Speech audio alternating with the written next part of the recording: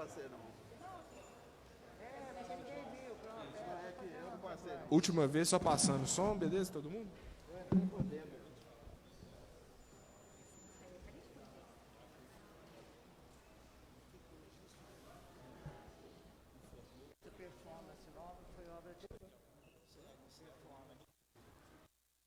Obrigado, viu? Obrigado, gente.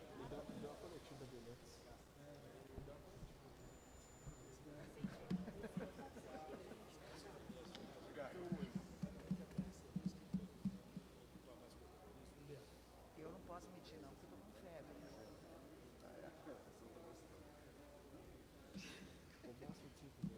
Foi bom, foi uma coisa interessante. Sai na foto, né? Espera mais um minuto, para dar 2 horas pelo menos. Só espera dar 2 horas, que é o horário. De temperatura. Vamos aí, né? Não, Vitor. Esperar o ok lá. Vitor que dá o ok. Só 2 minutinhos. Não, mas assim, fica abrindo, você abre.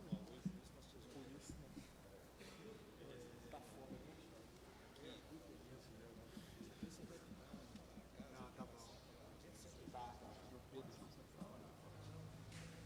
Não vai aparecer na minha apresentação. Eu queria falar duas coisas.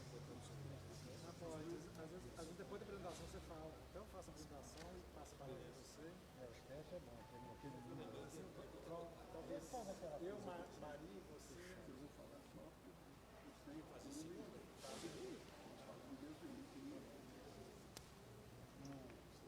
Aquela conta que faz do milhão, eu fiz a conta da 24.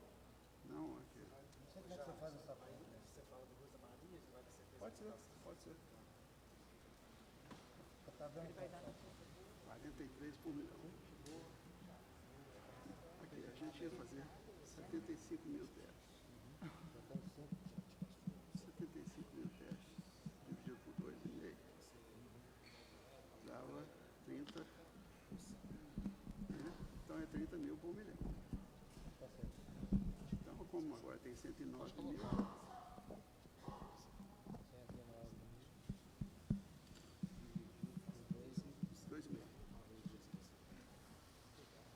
43 pessoas. Fazer isso aí. Esse número é impressionante. Boa tarde. Bom, vamos lá ser pontual, né, para não atrapalhar a vida de manter o nosso cronograma aqui, todo mundo. Vamos lá. Hoje a gente vai bater um papo aqui sobre... São 3 ou 4 pontos. A gente vai, a partir de uma conversa, um diálogo que a gente teve com o comércio desde do fechamento que a gente fez, no dia 26, a gente fez uma reconstrução e um debate acerca do modelo anterior que a gente fez de abertura. É isso que a gente vai discutir aqui, sobre as novas fases, como a gente organizou essas fases. E hoje também estará no site, mais tarde, um conjunto de protocolos. Então, os protocolos até circularam, a imprensa já teve contato, que a gente circulou bastante, mas já com fechamento e um debate junto com as entidades. Vão ter uma meia dúzia de protocolos à disposição, de shopping center, clubes, bares e restaurantes, academias, enfim, uma meia dúzia de protocolos vai estar disponível no site Coronavírus PBH, então vai estar lá disponível para todo mundo, daqui a pouquinho já está online. E vamos bater um papo aqui sobre como vai funcionar essa nova reabertura. A gente vai discutir um pouquinho, mostrar os indicadores, o boletim que a gente está publicando hoje. Ele já está envelhecido, porque já foi divulgado agora, porque a gente tem um dilema na divulgação desses dados, porque a reunião fica mais ou menos no horário da divulgação dos dados de quinta-feira. Então, o boletim aqui ainda está com dados de quarta-feira, mas os dados atualizados também eu já passo para os senhores. Vamos lá. Bom, então a gente vai falar de novo, vai falar sobre a reabertura, que foi o processo que a gente já tinha feito lá atrás, no mês de maio, junto com o Cindy Lojas, com o CDL, com a participação da Brasil lá atrás, que permitiu a primeira abertura. A gente fez uma revisão desse documento nas últimas semanas. Bom, a reabertura, e continua essas premissas que dependem da estabilização e melhoria dos indicadores. A proposta se deu, essa reconfiguração se deu a partir da participação e do debate de todo mundo. Muita gente vai falar assim, não concordei com isso, algumas entidades não concordou com aquilo. Obviamente, o documento é fruto de um processo de debate, onde houve, né, as entidades cederam de um lado, a gente cedeu do outro, mas foi a partir de um processo construtivo e dialogado com várias entidades durante esse processo todo.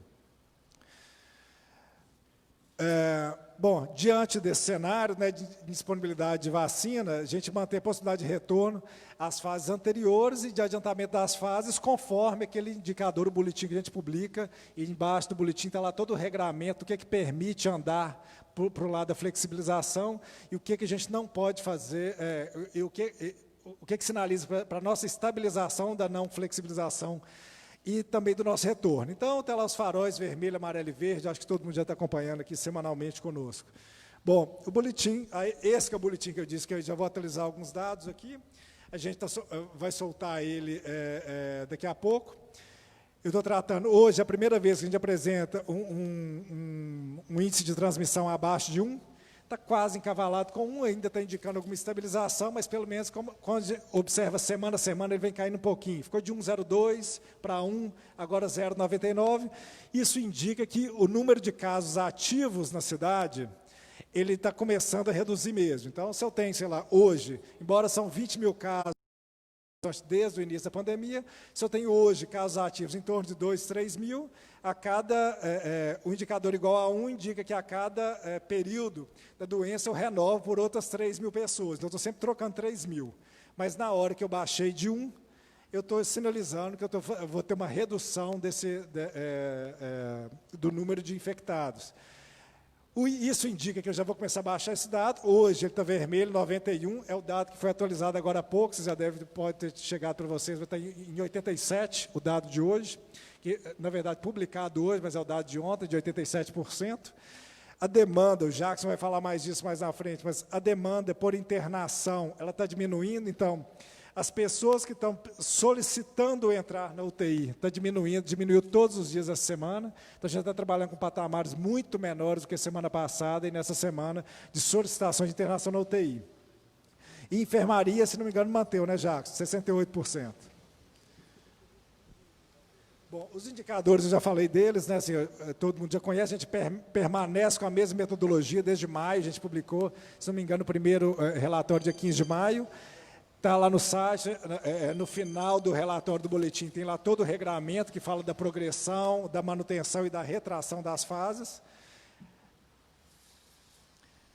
Bom, sobre essa evolução das fases, quais são elas, vai aparecer com uma imagem um pouco maior, então não precisa preocupar aqui em ter que enxergar com a letra desse tamanho, mas aqui é só para a organização, a gente está falando que a gente está na fase controle, né? Com toda aquela listagem de comércio, todo mundo já conhece, já está acompanhando que está funcionando. Com os indicadores no verde ou amarelo, caminhando, amarelo com trajetória descendente, o comitê vai avaliar a possibilidade de abertura. Então, quando eu tiver com o conjunto dos indicadores, hoje eu estou com um verde, um amarelo e um vermelho, e o vermelho é o mais sério para a gente, que é o de UTI. Quando todos eles chegarem num nível que estarão verde e ou amarelo, e um amarelo com trajetória descendente, a gente vai avaliar, a gente vai promover a liberação imediata das atividades. Ok? Vamos para as fases, aí aqui vocês vão enxergar cada uma dessas fases um pouco maior. Bom, fase controle. A gente está mantendo como está, tudo na fase controle, nenhuma alteração, mas os horários de funcionamento das atividades, eles podem ter alguma alteração quando a gente for para a primeira fase, para a fase 1 de abertura, pelo fato de como a gente observar o funcionamento do transporte público. Então, se a gente observar que o que a gente planejou na fase 1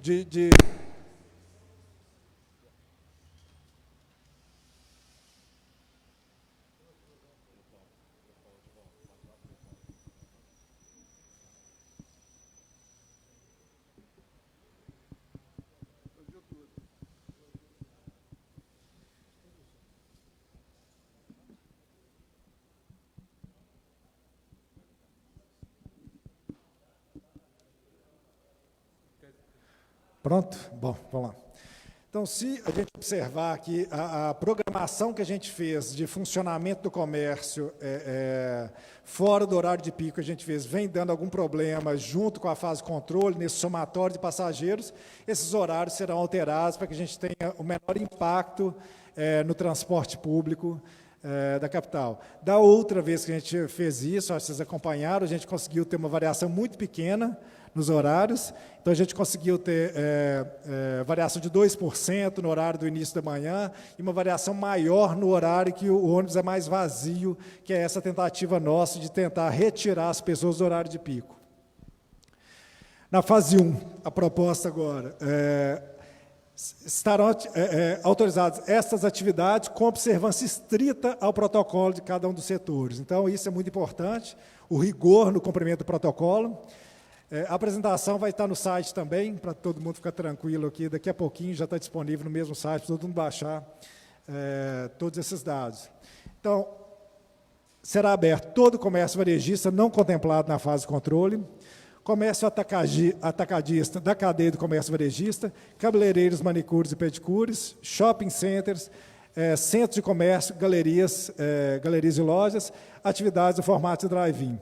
Importante dizer que a gente fez um protocolo para o shopping center bastante rigoroso, em conversa com o setor, então, de forma que a gente conseguisse manter o mínimo de risco sanitário no controle das atividades dentro do shopping, para que a gente pudesse fazer abertura na mesma fase. Então, foi uma construção junto do Comitê da Vigilância Sanitária e junto ao setor também que representa os lojistas dos shopping centers. Regramento geral aqui do horário de funcionamento. O comércio ficará aberto de terça a sexta-feira, no horário entre 11 e 19 horas. Funcionamento de shopping center, terça a sexta-feira, de 12 às 20 horas. Praça de alimentação somente delivery ou retirada, sem consumo no local. Isso na primeira fase. Fase 2. Parques públicos, bares, restaurantes e lanchonetes, com restrição de dias e horários de atendimento, a gente vai ver mais à frente, e museus. Os requisitos de funcionamento e os horários aqui. Os bares e restaurantes, de segunda a quinta-feira, no horário de almoço, de 11 às 15 horas, sem venda de bebida alcoólica. De sexta, de 11 horas da manhã até domingo, 22 horas, eles vão poder funcionar. De sexta a domingo vai ser de 11 às 22, com venda de bebida alcoólica a partir das 17 horas. Então, bares e restaurantes funcionando de segunda a quinta-feira somente para almoço, na sexta funciona nesse horário também, né? Mas a sexta-feira poderá ser a partir de 11 até as 22 horas, sábado e domingo também, com venda de bebida alcoólica após as 17 horas, sem restrição para delivery e retirada. Funcionamento das praças de alimentação do shopping center, também de terça a quinta-feira, aí acompanhando o horário do comércio, que vai estar em funcionamento no shopping. Sexta-feira até às 20 horas, com venda de bebida alcoólica a partir das 17 horas, sem restrição também para delivery e retirada no local. Terceira fase, academia, centros de ginástica, estabelecimento de condicionamento físico, eu acho que todo mundo já deve ter circulado, estará também à disposição dos senhores e senhoras os protocolos. Então, os protocolos já estarão no site, a gente traz todas as academias, dos clubes sociais, esportivos similares, alguns eventos de exposição, congressos, seminários e clínicas de estética nessa fase 3. Ok? Bom, atividades que a gente ainda está estudando e a gente ainda não tem protocolo para elas, e a gente está observando como caminha no país, quem está um pouco mais à frente de Belo Horizonte, para a gente ver como que isso tem sido o impacto da doença no restante do país. São essa listagem, que eu vou passar rapidamente, não vou passar por todos eles, mas são atividades sem protocolo ainda, que a gente fará um enquadramento em fases, ou vai enquadrar em alguma daquelas fases, ou numa fase adicional, conforme o risco sanitário avaliado e o acompanhamento que a gente for fazer dessas atividades. E também de acordo com a estabilização e manutenção dos indicadores em patamares favoráveis, né? Então, são essas atividades, que são, por exemplo, as escolas, feiras livres, cinemas, teatros, etc., são atividades para as quais não tem protocolo pronto e também a gente não encaixou em nenhuma das fases e não fazem parte de fase 1 a 3 por enquanto. Bom, Alguns indicadores econômicos, hoje, na fase controle, do que a gente tem informado de cadastro de trabalhadores formais, a fase controle já abarca 87% deles. Quando a gente avançar na fase 1, eu estou falando de mais 8% dos trabalhadores, então eu teria aqui um contingente de 95%, logo na abertura da fase 1, de 95% dos trabalhadores formais aqui da cidade.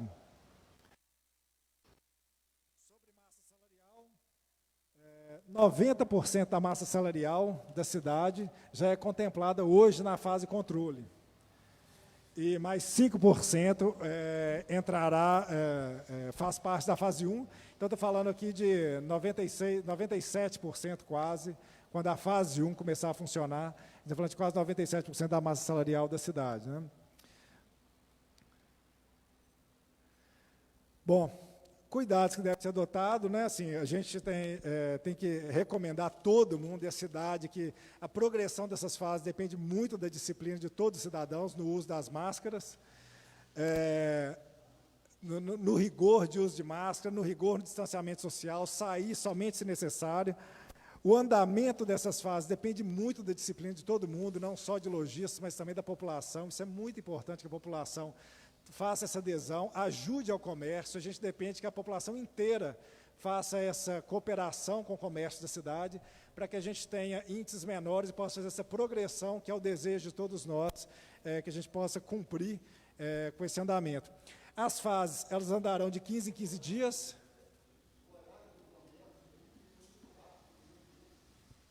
Deixa eu voltar aqui.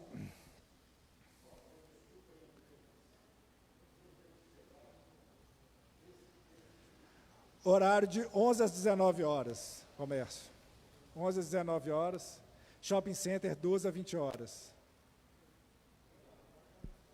Quem será esse senhor interessado no comércio? Eu não conheço. Bom, vamos lá. Esse é o slide final, era só um fechamento, a gente falar que os protocolos, eles estão indo para o site, e antes da abertura da primeira fase, a gente já vai formalizá-los em termos de uma portaria da saúde, que vai reunir todos esses protocolos, eles já estão disponíveis. Flexibilizar não significa abandonar as medidas de distanciamento e prevenção, e protocolos adicionais serão regulamentados à medida que os indicadores permitirem o avanço de fases.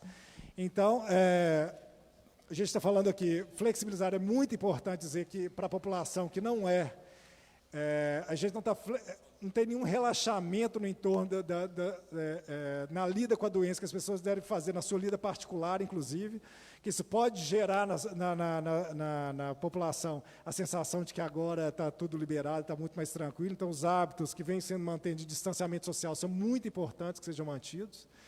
E a abertura do comércio vai depender disso, vai depender de toda essa disciplina, que todo mundo vai cooperar, a gente depende dessa cooperação para que todo o comércio de Belo Horizonte possa retornar com vigor e retornar com os empregos. É essa a nossa aposta, essa a nossa tentativa, é esse o desejo da Prefeitura de Belo Horizonte, tá bom? Eu vou passar a palavra agora para a secretária Maria Caldas, ela vai falar um pouco sobre alguns regramentos de flexibilização no uso dos espaços públicos da cidade para as atividades comerciais e bares e restaurantes.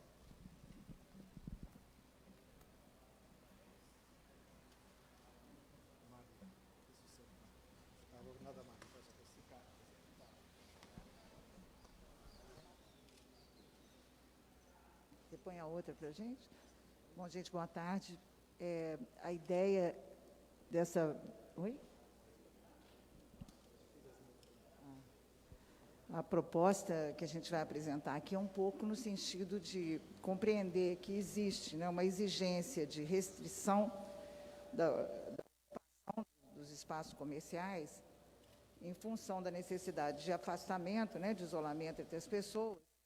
Então, tentar compensar essa perda, né, dos estabelecimentos usando o espaço público, a gente podendo se apropriar aí de uma forma mais simples e mais ágil do espaço público. Eu posso pegar? Então, partindo desse princípio, a ideia é criar um conjunto de normas que garantam, né, primeiro, a segurança sanitária. Então, elas estão baseadas em todos os protocolos da Secretaria de Saúde, rigorosos protocolos, que aí é um pacto que a gente tem que fazer com a cidade, a ideia é avançar, mas não adianta a gente propor, né, e a população não aderir a essa ideia. A gente vai buscar a estabilidade dessas medidas, ou seja, não queremos abrir para fechar imediatamente depois. Então, é importante que a gente entenda que a fase é um processo, um progresso que a gente tem que fazer junto, não adianta criar ideias, abrir e fechar. Então, isso precisa realmente fortalecer esse pacto social. A ideia é que a gente faça, então, uma grande mudança, uma medida, vai precisar, obviamente, de regulamento específico, uma medida provisória baseada no período de emergência, que é completamente atípica com relação às normas vigentes. A ideia é fazer um licenciamento muito simplificado, praticamente um autodeclaratório, né, e isento de preço público. As pessoas não pagariam, os comerciantes não vão pagar pelo uso do espaço público, que é um preço público que hoje é cobrado, podendo fazer isso de forma desburocratizada, né, colocando mesas em frente ao seu estabelecimento, com uma outra novidade, podendo passar da fachada do estabelecimento. Hoje, a legislação permite que as mesas fiquem somente em frente ao bar. Então, a gente poderia chegar a 6 metros para cada lado, desde que não haja um bar vizinho, né? Se tiver vizinho, ele vai chegar só 6 metros, cada um chega 6 metros para a ponta que não tiver vizinhança. A partir daí...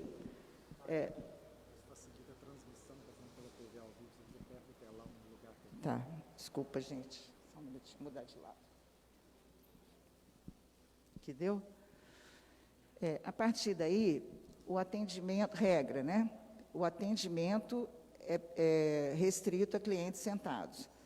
Então, a pessoa vai mandar para a gente um formulário, informando onde é que está, quantas mesas, obedecendo a legislação, 6 metros para frente, 6 para trás, vai colocar as suas mesas, não precisa a gente autorizar a fiscalização, ele vai colocar, atender somente clientes sentados,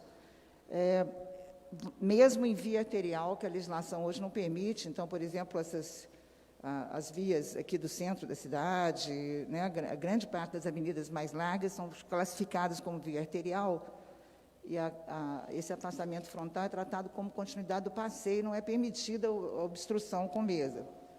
E em qualquer situação tem que garantir a faixa de pedestre, obviamente. Mais ou menos essa ideia, 2 metros de afastamento mínimo entre as mesas, tá? E podendo, esse desenho até ficou infeliz, porque você pode passar, então, 6 metros. Além disso, a ideia é que a gente possa também utilizar as vagas de estacionamento. Então, em frente ao estabelecimento, na mesma proporção que ele pode usar nas laterais, ele poderia usar a vaga de estacionamento.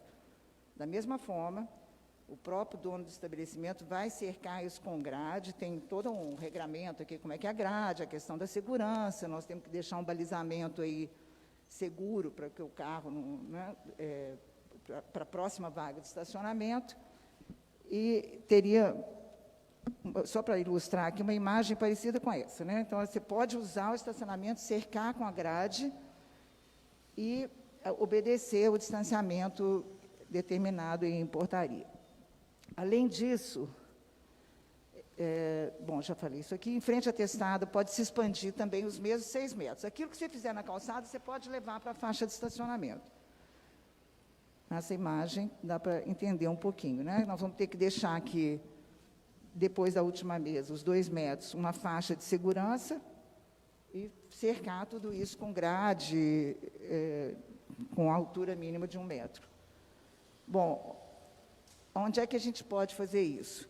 Todo mundo pode fazer, desde que ele esteja em local onde é permitido estacionar. É necessário resguardar as condições de drenagem, não pode ir lá tampar a boca de lobo, obviamente. Resguardar a proteção do usuário com a grade, dispor de balizadores, soluções de segurança com relação ao estacionamento, a vaga adjacente, e tudo isso tem que ser removível, né, quando for necessário, e ocupar no máximo 2 metros de largura. Então, essa é a regra. Quem se enquadra pode fazer, né, vai estar previamente autorizado a fazer. Onde não pode, né, é preciso respeitar 5 metros da esquina, por uma questão de segurança, né, por causa da curva dos veículos, obviamente, em vaga de veículo credenciado, ambulância, viatura, táxi, ponto de ônibus, rampa para acesso de cadeirante, garagem e área destinada à carga e descarga. Essa solução não é possível. Mas, fora isso, quem tiver em qualquer outra situação pode fazer. Com relação ao parklet, que já é instalado, hoje o parklet ele é uma área de uso público. O estabelecimento comercial hoje não pode servir, né, usar como bar. Ele passa a ser permitido a utilização do parque como uma área do bar, de extensão do bar. É admitida a utilização de mesa e cadeira sempre na mesma proporção. Se quiser pôr cadeira móvel, adaptar o parklet, mas mantendo a proporção dos 2 metros, a mesma regra que tem para a calçada, tá bom? E mantendo, obviamente, os protocolos de higienização, de limpeza.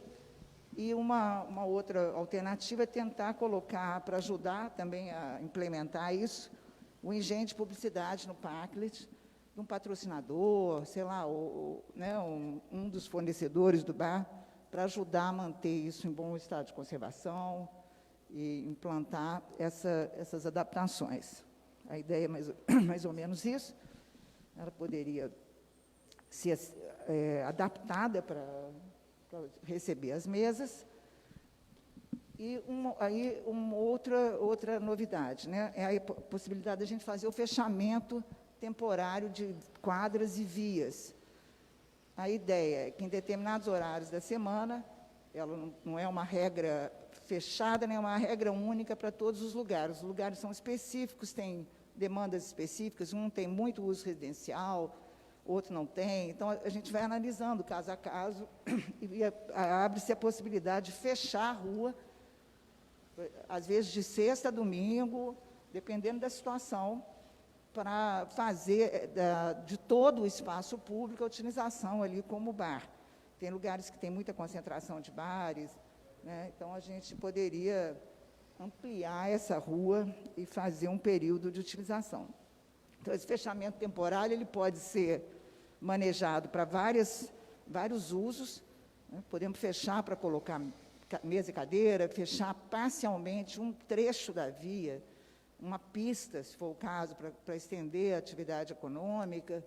Isso também está sendo pensado não só para bares e restaurantes, mas também para facilitar o comércio em locais onde a calçada é estreita e existe uma grande aglomeração. Então, a gente tem várias ruas assim, que já estão identificadas, são muitos trechos, a gente está falando em situações de fechamento que tem mais de 50, ontem foi 70, pode ser que seja até mais ainda, porque a gente vai identificando situações que demandam solução, né? A solução não é a mesma para tudo, mas que demandam uma intervenção.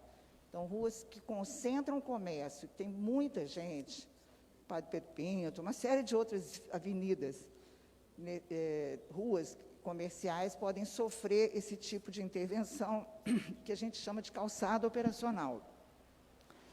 Calçada operacional, a gente, como vocês viram há pouco tempo, uma ciclovia operacional, né? Ela não demanda uma intervenção de obra, mas uma intervenção provisória que transforme o uso daquele espaço. Então, hoje é área de estacionamento ou é pista, com sinalização a gente vai transformar isso para o uso de pedestre, assim, uma imagem para entender do que a gente está falando. Assim, está uma faixa de estacionamento e convertida, então, em faixa de pedestre ou local de circulação de pessoas. E há situações onde, sendo possível implantar a faixa operacional, a calçada, então, pode ser utilizada amplamente pelos bares e restaurantes também, de forma a compatibilizar esses dois usos. Deixa eu ver se tem mais alguma coisa. Basicamente, são essas novidades aí. Obrigada.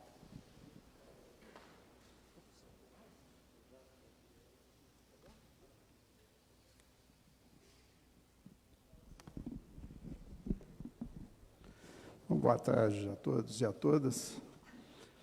Só para atualizar para vocês os dados relativos à saúde. Hoje, Belo Horizonte, no boletim que vai sair ainda, computa 20.594 casos confirmados de Covid, com 528 óbitos. Agora, às 13h30, a gente tinha na fila da Central de Internações para internar para a UTI um único caso. Nós tivemos já em outras datas 120, 130 casos na fila de internação. Hoje nós temos um, agora, né? Isso é uma situação do momento, pode ser que daqui a 2 horas tenhamos 10, pode ser que não tenhamos nenhum. 5 para internação em enfermaria. Lembrando que dos 422 leitos de UTI disponíveis hoje para o SUS, nós temos uma ocupação de 87,7%. Eu queria lembrar a todos que em março nós tínhamos 82 leitos de UTI do SUS. Hoje nós temos 422, isso é um aumento maior do que 500%, né? Em relação à enfermaria, nós temos uma taxa de ocupação hoje de 68,1%. Então, dos 114 leitos de enfermaria em março, hoje nós temos 1.115, quer dizer, um aumento maior do que 900%. Outra notícia que eu queria dar para vocês é que, em Belo Horizonte, foram realizados até o dia 29 de julho, 109.721 testes para Covid. 109.721. Isso equivale a 43,6 mil por milhão de habitantes. Lembrando que, em outra fala anterior, eu havia dito que o nosso planejamento era fazer 35 mil por milhão, né? Então, nós já estamos fazendo 43.600 por milhão. Então, a gente tem isso na cidade toda, né? Realizados em Belo Horizonte.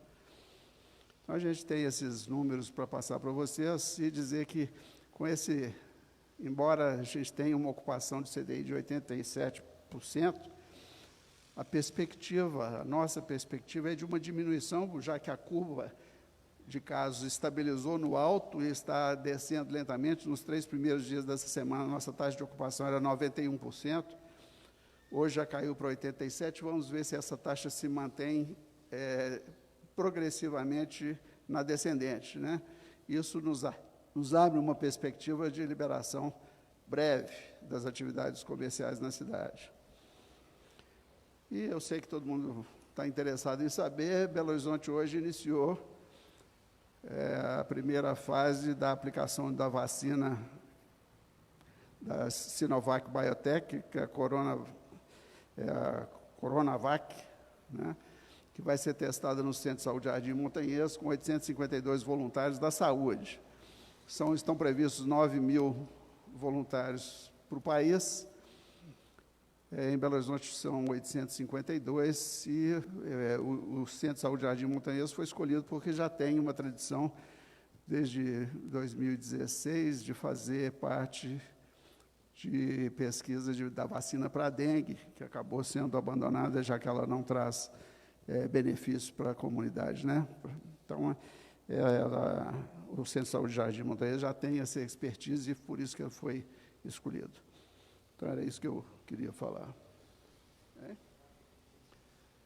Podemos abrir para perguntas, caso haja. Perguntas, pessoal. Itatiaia, João Felipe Lolli.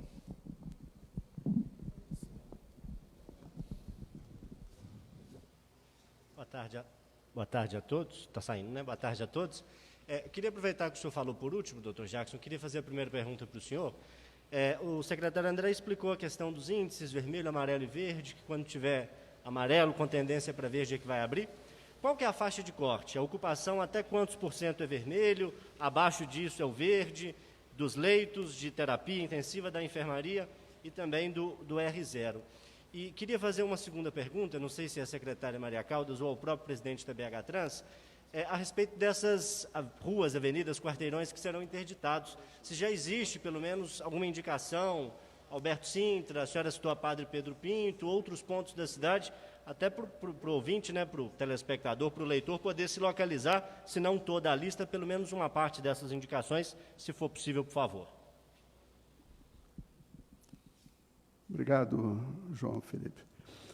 Só lembrando, então, a todos o nosso critério para a ocupação de leitos, tanto de enfermaria quanto de UTI, abaixo de 50% é verde, 50% a 70% amarelo, acima de 70% vermelho. Então, hoje, o de ocupação de CTI está no vermelho e de enfermaria está no amarelo. E o critério para R0 é 1 ou menor do que 1 é verde, de 1 a 1,19 é amarelo e acima de 1,20 é vermelho. Então, hoje, esse critério está no verde. Mas, como temos um importante critério no vermelho, que é a taxa de ocupação de leitos de UTI, ainda não nos é possível flexibilizar nesse momento. Nós vamos monitorando todos os dias, né? Pode ser que terça, quarta, esses indicadores baixem e a gente pode pensar em viabilizar a abertura antes. Célio, Maria Caldas, sobre as ruas fechadas e avenidas. Oi. Sim, a gente já levantou 2 tipos de classificação. Umas que são as vias que, desde a outra abertura, já apresentaram bastante problema em função de aglomeração. E outro grupo é aquelas que têm muito bar, muito restaurante, e que vão precisar de uma intervenção. Então, uma delas é Alberto Sintra, não quer dizer que todas vão ser interditadas, nem todas terão a mesma solução, é o que eu estou te falando, né? Que a gente tem que ver qual é a situação individual de cada um. Alberto Sintra, Piuí, aqui a região da Praça Maria de Disseu, a Rua Curitiba, são lugares onde, certamente, já são candidatos a intervenções específicas. Ok? Tem mais de... essas que precisam, que a fiscalização encontrou mesmo uma demanda de aglomeração importante, constatou isso, são essencialmente vias comerciais de bairros, onde a gente deve operar, com certeza, aí a calçada operacional, implantar a calçada operacional para aumentar o espaço de circulação de pedestre. Rede Globo. Você é a próxima, viu, Márcia?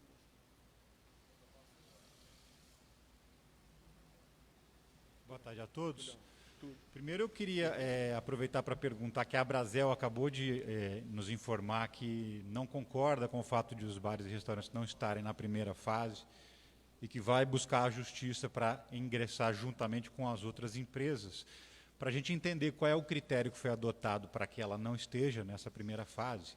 E também, a partir da análise diária que vocês fazem dos dados e dessa curva que indica que a gente está caminhando para um declínio da pandemia, se dá para fazer uma projeção, claro, se tudo se comportar como está se comportando hoje, se a população fizer a parte dela e manter o isolamento, o distanciamento social e as medidas de segurança, qual seria a projeção de tempo para que essa primeira fase já comece a vigorar? 1 semana, 15 dias? O que vocês estão projetando?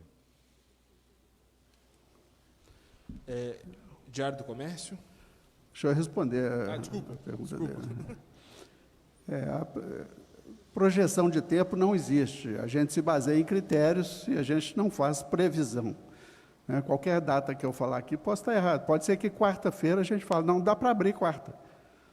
Pode ser que qualquer dia é possível, desde que o indicador permita. Então, nós estamos seguindo com muita coerência essa regra de seguir os indicadores, que a gente não vai furar isso, por pressão de quem quer que seja. Os critérios são exclusivamente sanitários. Então, o fato de não entrar, alguém entrar ou não nessa fase, o critério foi sanitário. é o critério de maior ou menor risco de adoecer. Então, eu queria aproveitar esse momento e dizer que, apesar da perspectiva de abertura ser muito boa, para breve, não podemos passar para ninguém a ideia de que o problema acabou. Certamente não acabou. Então, é muito importante enfatizar a necessidade de sair exclusivamente para o essencial, de manter as medidas de higienização das mãos, tanto com água e sabão, quanto com álcool gel, e usar a máscara. É muito importante que isso seja enfatizado. Diário do Comércio.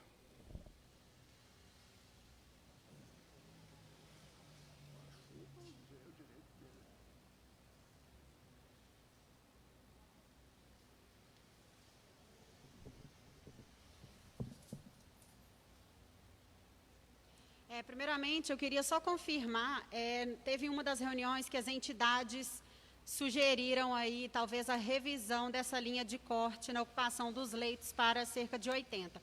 Isso, então, não foi levado em consideração, não foi acatado. Essa revisão para 80% foge a todos os padrões, inclusive internacionais, de segurança. Não tem o menor cabimento a gente liberar com 80% de ocupação de leito.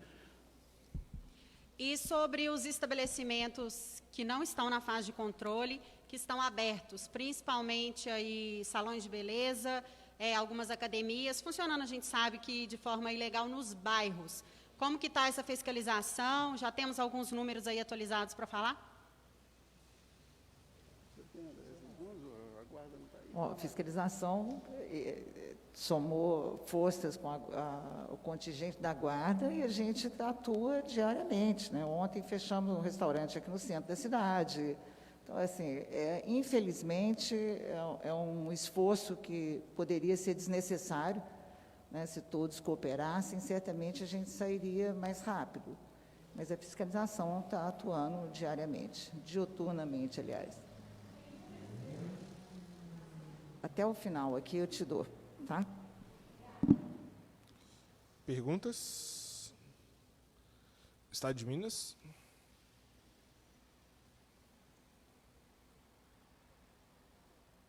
Como é que é? Boa tarde a todos. Sobre as grades para os bares, essas grades elas serão disponibilizadas pela prefeitura ou o próprio comerciante que deve comprar e instalar? E se tem alguma possibilidade de auxílio para esses comerciantes? Bom, com relação às grades, esse uso individual para cada restaurante, cada um providencia o seu. O que for operacional, quando a prefeitura vai fechar a rua, vai fechar a calçada, aí é a nossa responsabilidade. O que a gente está pensando é permitir a exploração de publicidade para que os comerciantes tenham patrocínio para fazer isso. Tá? Boa tarde. Com relação à questão de auxílio, é bom lembrar que para todos os setores que estão fechados, mesmo aqueles que reabriram e depois fecharam novamente, nós diferimos ou suspendemos os pagamentos de IPTU e de taxas. A gente já falou desse número aqui, esse número ele é de... A prefeitura deixou de arrecadar 174 milhões de reais e transferiu esses pagamentos a partir de setembro e vão até fevereiro do ano que vem, através de um diferimento. Se houver necessidade, a gente provavelmente irá prorrogar esses prazos novamente em função da abertura ou não desses setores.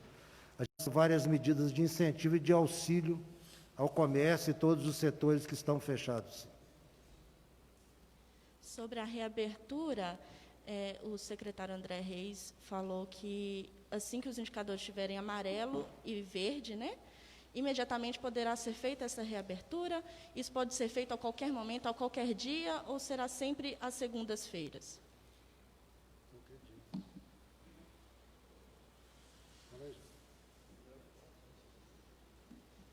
Como o monitoramento é diário, assim que o indicador permitir, pode abrir. Não tem por que ser só segunda-feira. Pode ser qualquer dia. João, 98.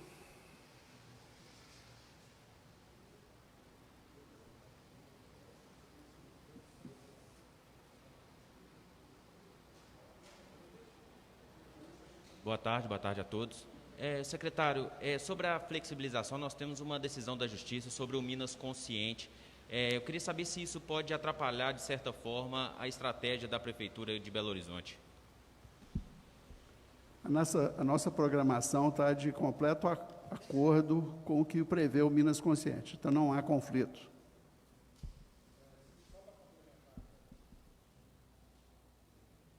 A gente já tinha terminado, né? A gente estruturou essa apresentação e os debates na quarta-feira. Aí foi quinta-feira à tarde, quando foi anunciado, a gente foi de pronto consultar para saber se haveria algum desacordo, e a gente viu que não tinha. Assim, a construção que a gente fez tem um diálogo bem próximo que está estruturado lá. Embora tenha sido soltado ontem, mas a gente já estava com o trabalho pronto e a gente viu que, de fato, não tinha nada que destoasse do plano de forma significativa. Uma segunda questão, secretário, sobre a questão das UTIs. Muito se fala, as entidades cobram abertura das UTIs. Na avaliação de vocês, esse número é suficiente ou se pensa em abrir mais UTIs nos próximos dias? Se for necessário, a gente abre. A gente não abre leito para ficar ocioso. Isso não tem cabimento. Para cada 10 leitos de UTI que são abertos, nós precisamos de 70 profissionais. E não há cabimento você contratar 200 profissionais, por exemplo, para abrir 30 leitos, 210 profissionais para abrir 30 leitos, e não usar esses leitos. Né? A gente tem respeito pelo dinheiro público, a gente abre o que a gente vai precisar de usar. Tanto que nós abrimos mais de 500% de leitos à medida da necessidade. E hoje não está 100% de ocupação, então não há por que abrir novos leitos. Mas se precisar, podemos abrir, podemos requisitar leitos da iniciativa privada, nós temos essa prerrogativa. Belo Horizonte tem mais de 200 e poucos leitos da iniciativa privada que podem vir a ser requisitados caso venha a ser necessário. Não quer dizer que vai acontecer, mas, se for preciso, pode acontecer. Obrigado. Perguntas? Itatiaia?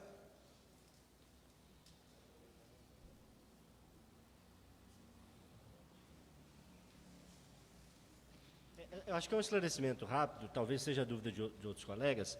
Como é que vai ser essa abertura? Assim, a gente tem hoje um nível vermelho, um amarelo e um verde, salvo engano. Se no boletim de hoje o que está vermelho baixar para o amarelo, a partir de manhã já abre, vai haver uma fala da prefeitura, uma autorização, um aviso, um pronunciamento, o lojista fica atento ao boletim e saiu do vermelho, foi para o amarelo, já abre no dia seguinte. Como é que isso vai ser operacionalizado?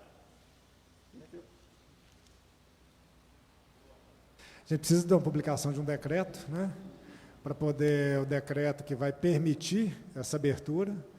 Então, a gente vai elaborar o decreto e provavelmente a gente vem cá comunicar, explicar e, mais uma vez, trazer o recado e falar dos protocolos e também da necessidade de cuidado que todo cidadão vai ter naquela fase. Então, para a gente é importante o movimento fazer essa recomendação o tempo todo para que as pessoas sigam toda a etiqueta e que a gente precisa para poder impedir a expansão do vírus. Então, a gente provavelmente vai publicar esse decreto e vem cá falar um pouco sobre esse regramento. Se eventualmente nesse decreto tiver alguma alteração, algo que pode ser necessário, a gente lá, o Célio, avaliar o transporte, e a gente vê que nesse momento de abertura, se for no dia que acontecer, no final da semana, enfim, daqui 2 semanas, sei lá, o Célio vai avaliar e falar, olha, esses horários, talvez de 11 a 19, vai ficar muito cheio, vão fracionar e segmentar o setor, então isso pode acontecer. Então, a prioridade é tentar manter o máximo, ter o mínimo de impacto no sistema de transporte público, para que a gente não possa, para que a gente não transforme o transporte público num sistema de transmissão da doença. Mais perguntas? E não havendo pergunta dos colegas da imprensa, o Pedrosa tinha pedido para fazer uma pergunta. Pedrosa, você quer fazer pergunta? Pedrosa, você quer fazer pergunta?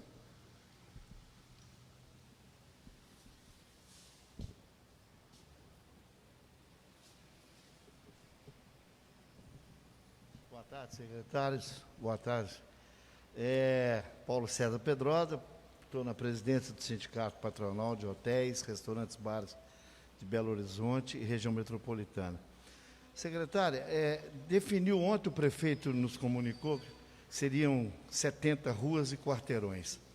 Eu queria 2 perguntas. A primeira, se poderia acrescentar também na apresentação de vocês, o feriado também, que não está inserido, sábado e domingo, feriado também.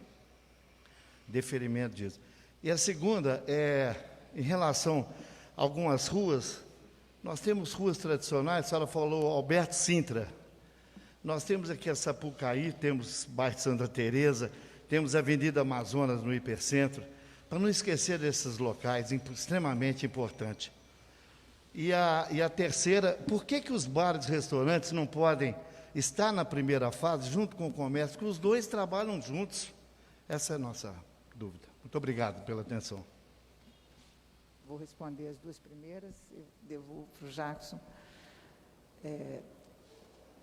Infelizmente, acho que até se a gente abrisse o slide, essa lista, exemplos da lista, está no último slide oculto, mas ele tem exatamente essas vias que você citou. Eu acho que valeria também a pena ressaltar mais duas coisas que eu não falei, é que essa situação que a gente colocou, ela pode se estender sábado, domingo, feriado, e a gente também pode estudar, não ficou claro ali, a extensão para eventualmente uma praça, uma área pública que seja compatível. Ela não é uma regra geral, obviamente, mas ela pode, essa é a regra que está pré-autorizada. Situações diferentes a gente pode analisar por requisição, né? Então, alguém que tem uma situação que não se adapta a isso, ou pode ser mais generoso do que isso, aí é sob análise, mas essa estaria pré-autorizada. Essas ruas estão incluídas. Tá?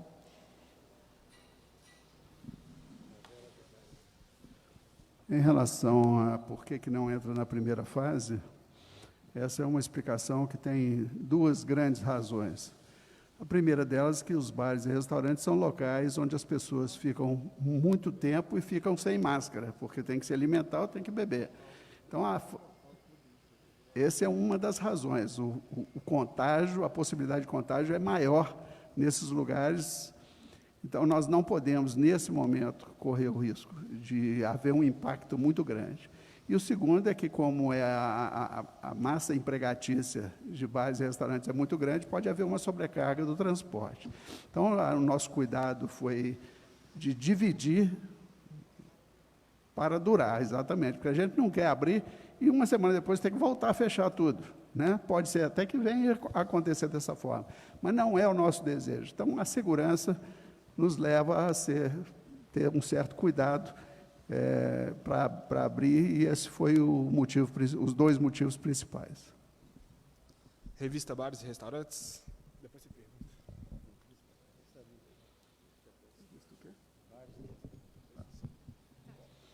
Boa tarde.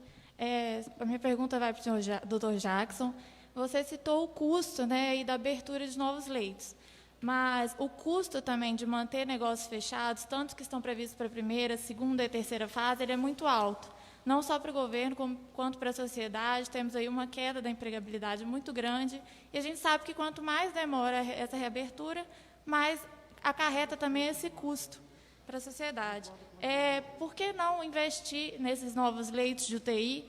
Tem uma declaração sua também de que a gente teria possibilidade de abertura de mais 729 leitos, e com isso cairia a queda, né, aí para 50% da ocupação. Por que não fazer esse investimento na saúde para adiantar esse processo de abertura? Essa pergunta tem uma resposta muito fácil. Primeiro, eu já disse, nós temos respeito pelo dinheiro público, né? Eu não vou abrir o leito e deixar o leito vazio e eu pagando os profissionais.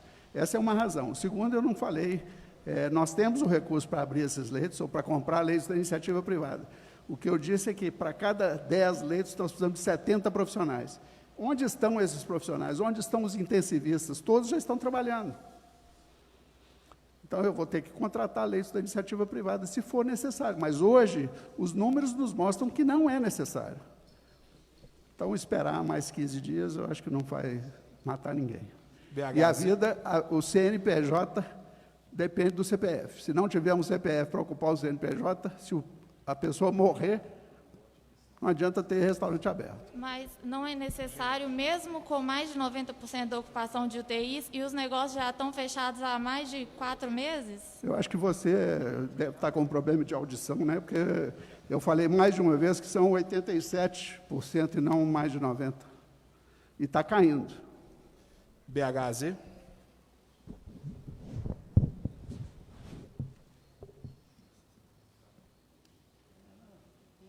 Entende o que quer entender. Boa tarde, secretários. Minha pergunta vai para Maria Caldas. Secretário, eu queria que você explicasse um pouco mais sobre essas calçadas operacionais, que vão ser, como vão funcionar, vão ser marcações, vai ser uma extensão, e a partir de quando já começa a ser feito esse projeto? Elas vão ter um separador físico, provavelmente com grade. Né? Em alguns lugares que o trânsito seja acessível, mais tranquilo, a gente pode até fazer com cone, como nós fizemos a ciclovia operacional. Mas, na maior parte das vezes, com grade. E nós vamos produzindo um decreto agora, definindo essas regras todas, inclusive para os bares e restaurantes, e, a partir daí, vamos começar a operar quando o comércio abrir, porque ela tem função quando tem muita gente na rua. Então, ela vai ser operacional a partir da abertura do comércio.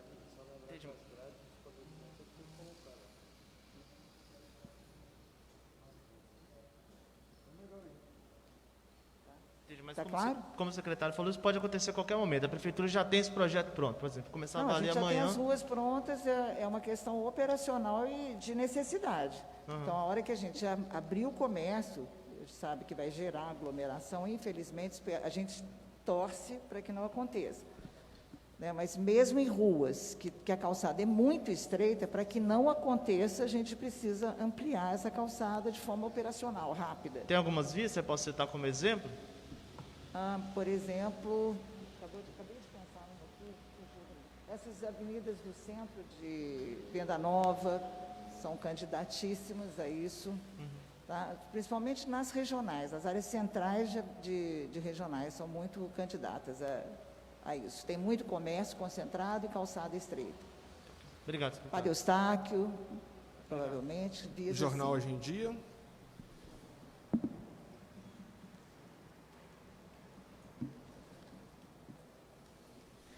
Boa tarde. Só para explicar, em relação aos shopping centers, quando os shoppings populares foram reabertos, os shopping centers eles não puderam ser reabertos, não foram autorizados. E agora eles já estão nessa primeira fase. O que mudou em relação ao protocolo? Se a questão, os shopping centers fechados com ar-condicionado, quais os cuidados? O que tem aí de acordo com o protocolo para que agora, nessa primeira fase, eles já sejam contemplados? Pode ir. Na verdade, um rigor ainda maior no protocolo. Né? Os shoppings, para abrir, vão abrir os shoppings que possam implantar o protocolo. Entre eles, controle de acesso, eliminação de qualquer ponto de estar dos corredores. Então, assim, vão tirar as poltronas, sofás, esses lugares de permanência. Então, na verdade, controle de temperatura na entrada, controle de acesso no estacionamento, e, obviamente, número de pessoas. Então, há um rigor no protocolo. Já foi publicado o protocolo de shopping? Vai agora? Que ele está bem mais rigoroso do que o anterior. A praça de alimentação não vai funcionar, obviamente, nem cinema, nem teatro. Então, provavelmente, tanto shopping quanto galeria, estamos bastante tranquilos com relação a isso, porque o controle de público, ele dá essa dimensão adequada à utilização que está sendo proposta agora. Eu queria oferecer só uma coisa para todos pensarem. Semana passada, a gente tinha 15 mil casos confirmados. Essa semana, nós temos 20 mil casos. Isso significa que a curva de crescimento da doença está aumentando e o número de pessoas demandando CTI, o número de óbitos está diminuindo. Mas o número de infectados está aumentando. Como essa é uma doença imprevisível, essas pessoas que estão adoecendo podem vir a precisar de internação. Então, eu já disse que isso é um número dinâmico, mas é preciso cautela, gente. Né? Nós estamos lidando com vida. né? Então, é muito importante que a gente tenha cautela. É hora de sair para fazer o essencial, usar máscara, higienizar as mãos, e eu desconfio que a maioria das pessoas não está fazendo a higiene das mãos como devia, né? Cantando parabéns para você 2 vezes enquanto está esfregando as mãos. Pouco provável que as pessoas estejam fazendo isso, né? Ou cantando o hino do clube que torce, até terminar e repetir. É isso, gente. Obrigado. Obrigado.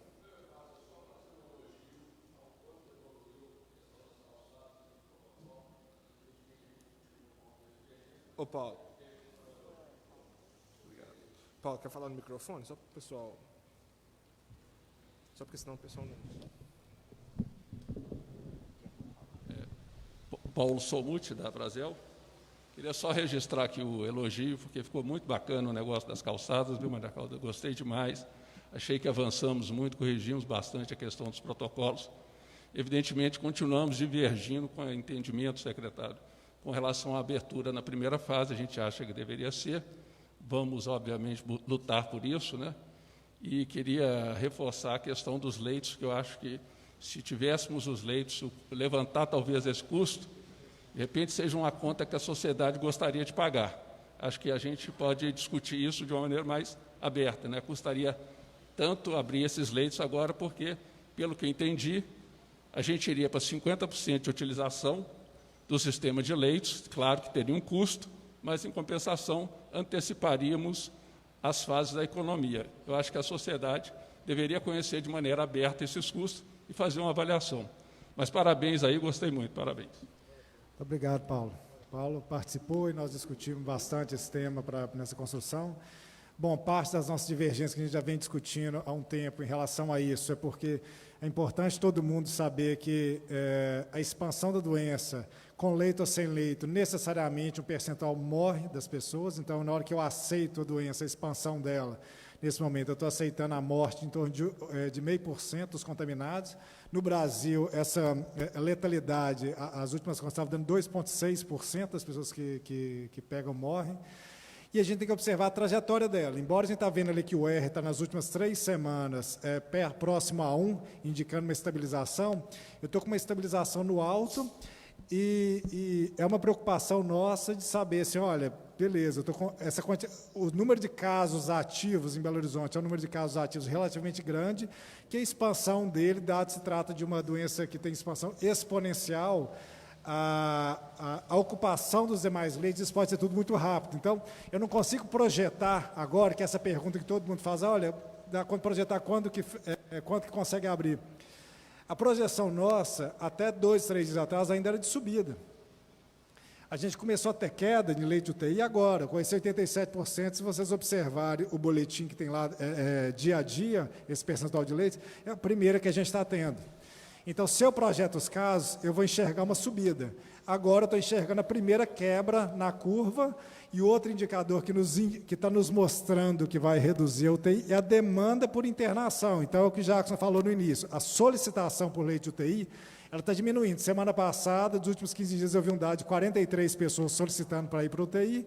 Hoje já tem uma pessoa, que o Jackson está falando, ontem tinham 3 pessoas, e isso nos indica. Agora, bateu no leito hoje. Se você for olhar, o dado que eu fiz no boletim e a apresentação, que é de 91%, é o mesmo 91% de sexta-feira passada.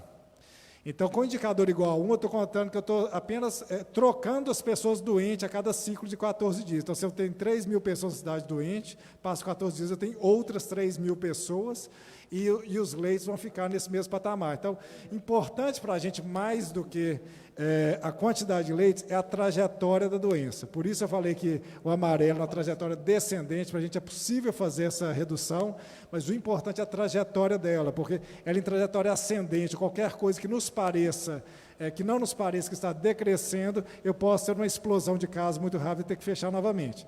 Importante só lembrar uma frase, quando a gente soltou lá atrás o primeiro decreto para tratar, a gente falou de reabertura intermitente. Não sei se vocês lembram disso, objeto de várias perguntas aqui. A gente já sabia lá atrás, já sabe hoje, que a gente vai abrir e que pode acontecer uma necessidade de fechamento da expansão da doença também. Então, isso está acontecendo no mundo inteiro, é algo que a gente já tem que ter isso como um pressuposto, que se o crescimento e a dinâmica do vírus, o R, ele aumentar a taxa de reprodução, num futuro qualquer, que a gente não sabe qual, pode ser necessário fechamento de novo, e é esse o convívio que o mundo inteiro está fazendo com a doença. Então, mais uma vez, só reforçando, para a gente interessa a trajetória da doença, mais do que a demanda que está tendo hoje, uma fotografia mais do que a fotografia dos leitos hoje, nos interessa o filme que está projetado. Então, hoje, nas minhas projeções, agora a gente tem que atualizar com os dados de ontem, de hoje, para a gente ver o que vem acontecendo com a curva, mas até agora a gente tinha uma curva ascendente, tá bom? Acho que só isso, Vitor. Obrigado, pessoal.